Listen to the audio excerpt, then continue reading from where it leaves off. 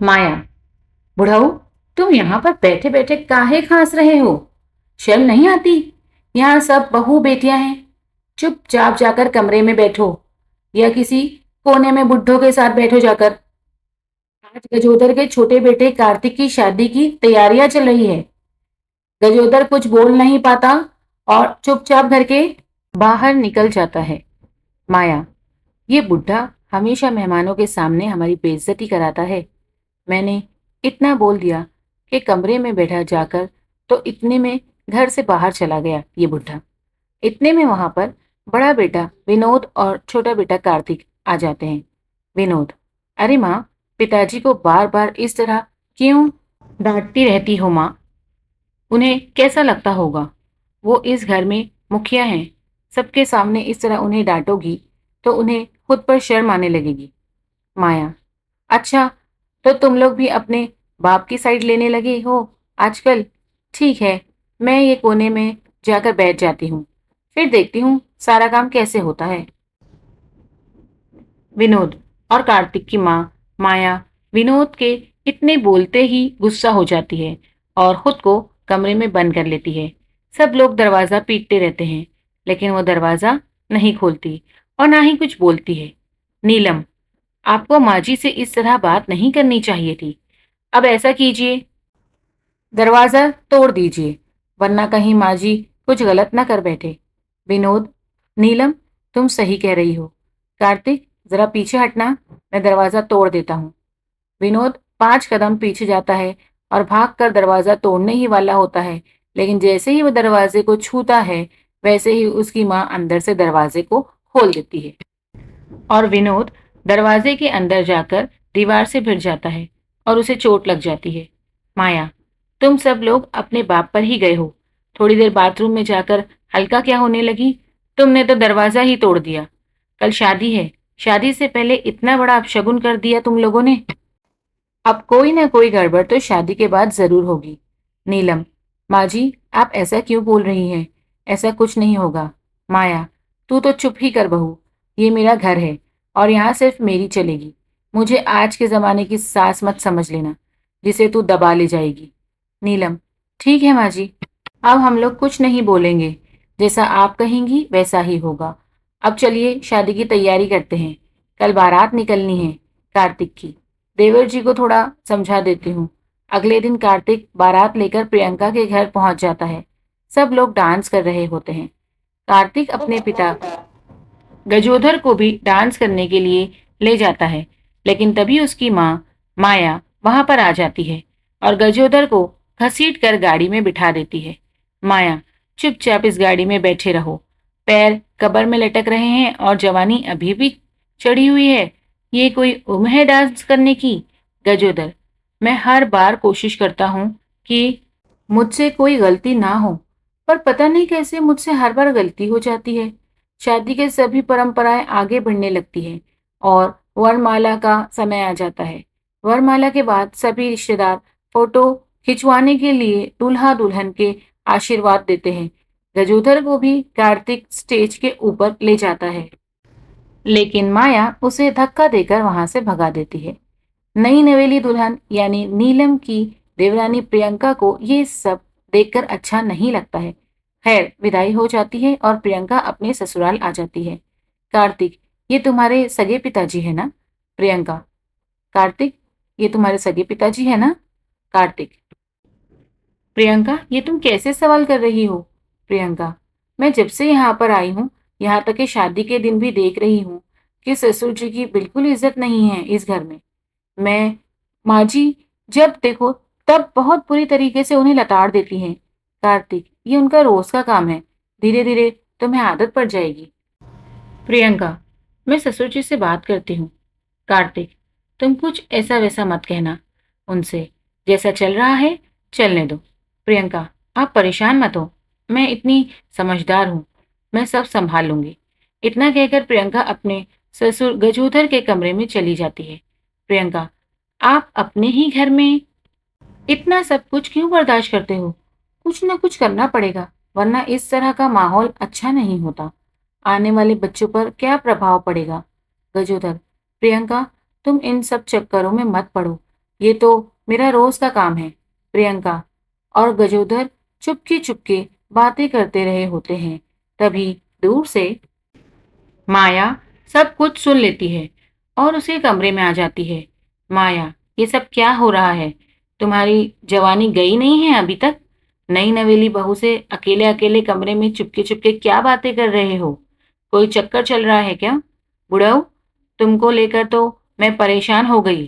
प्रियंका, अरे माँ जी, आप तो अंतर्यामी निकली। हम दोनों के बीच चक्कर चल रहा है, ये आपको कैसे पता चला? खैर, शाम तक कुछ और भी पता चलने वाला है आपको। इतना कहकर प्रियंका अपने ससुर गजोधर को लेकर वहां से चली जाती है। तभी प्रियंका एक बार रुकती है और पीछे पलटकर बोलती है, आपको ससुर जी से बहुत ज्यादा तकलीफ होती है ना, इसलिए मैं इन्हें लेकर अपनी बुआ के घर जा रही हूँ। यहीं पास में ही रहती हैं, इनका भी मन बहल जाएगा और आपको भी थोड़ा सुकून मिल जाएगा। इस तरह से प्रियंका अपने ससुर गजोधर को लेकर वहां से चली जाती है। रात हो जाती है और माया अपने बेटे से कहती है, रात हो रही है कार्तिक, तेरी नई नवेली दुल्हन अभी तक गायब है, तुझे खबर है या नहीं? कार्तिक, अरे माँ, प्रियंका अकेले नहीं गई है, वो पिताजी के साथ अपनी बुआ के घर गई है, अभी आती होगी। पिताजी के साथ है तो किस बात का टेंशन? माया के दिल में अंदर ही अंदर न जाने क्या क्या चलने लगता है। तभी अचानक डोर बेल बजती है। माया भागकर दरवाजा खोलती है और जो देखती है वो देखकर उसके पैरों तले जमीन खिसक जाती है, क्योंकि प्रियंका और उसके ससुर गजोदर दोनों के गले में वरमाला थी। दोनों शादी करके आ चुके हैं। माया, विनोद, नीलम, कार्तिक, जल्दी आओ, ये देखो बुड्ढे को क्या हो गया है, अपनी बहू से शादी करके आ गया। नीलम, विनोद और कार्तिक भी वहां पर आ जाते हैं और अपने पिता को प्रियंका के साथ इस हालत में देखकर दंग रह जाते हैं। नीलम, अरे छोटी देवरानी, तू पागल हो गई है क्या? ये तेरे बाप की उम्र के हैं। तुझे जब किसी बूढ़े इंसान से ही शादी करनी थी तो देवर जी को मना कर देती शादी के लिए। प्रियंका, मुझे गजोधर जी पहले से ही बहुत पसंद है, मैं गजोधर जी तक पहुंच सकूं इसलिए मैंने कार्तिक से शादी की और मुझसे बकवास करने की कोई जरूरत नहीं है। मेरे पिता एक जज हैं, मेरी माँ एक सरकारी वकील है और मेरा भाई एक आईपीएस ऑफिसर है। तुम लोग मेरा कुछ नहीं कर सकते। पैसों के लालच में सासू माँ ने हमारे परिवार से रिश्ता तो कर लिया, अब भुगतो सब लोग। मैं इसी घर में रहूंगी। सासू माँ, अब आप अपने बुढ़े को मेरे साथ इस घर में हर पल देखोगी। अब जाओ चुपचाप, हम सब के लिए खाना बनाओ जाकर। गजोधर, ये लोग हमारे प्यार को नहीं समझेंगे। प्रियंका, जिसको हमारा रिश्ता मंजूर नहीं है वो इसी वक्त मेरा घर छोड़कर जा सकता है।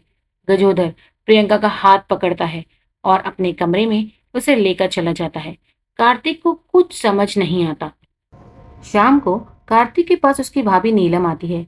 नीलम, देवर जी, अब परेशान ना हो, अगर ये बात घर से बाहर गई तो हमारे परिवार की बदनामी होगी। कार्तिक, तो अब मैं क्या करूं भाभी, मैं भी दूसरी शादी कर लूं क्या? इतने में कार्तिक का फोन बजने लगता है। उसकी सास का फोन है। कार्तिक, सासू माँ, आपकी बेटी को, आपके परिवार को मैंने बहुत अच्छा समझा था, पर उसने तो मेरे पिताजी से शादी कर ली। मैं भी अब दूसरी शादी कर लूंगा। सास, ऐसी गलती भी मत करना कार्तिक, वरना पूरा परिवार पूरी जिंदगी जेल में सड़ते रहेंगे। मेरी बेटी आजाद है, वो जो चाहती है वही करती है। इतना कहकर कार्तिक की सास फोन काट देती है। कार्तिक रोने लगता है। कार्तिक, मेरी तो जिंदगी ही बर्बाद हो गई भाभी। नीलम, कार्तिक, मेरी देवरानी बहुत अच्छी है और दमदार भी। कार्तिक, भाभी, आप भी प्रियंका की तारीफ कर रही हैं। नीलम, तुम बहुत भोले हो देवर जी। सुनो, नीलम उसे सारी बात बता देती है।